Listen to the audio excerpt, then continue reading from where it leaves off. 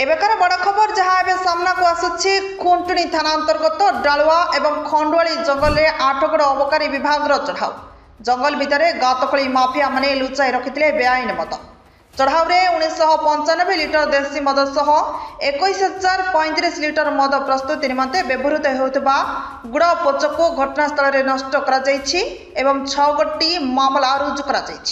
आउथरे कही रखुछु खुंटुणी थाना अंतर्गत डालुआ एवं खंडुआली जंगल में आठगड़ अबकारी विभाग चढ़ाऊ जंगल भितर गात खोली माफिया माने लुचाई रखिते बेआईन मद चढ़ाऊ 1995 लिटर देशी मद सह 21,035 लिटर मद प्रस्तुति निमंते व्यवहृत होता गुड़ पोचक घटनास्थल में नष्ट कर 6 गोटी मामला रुजु कर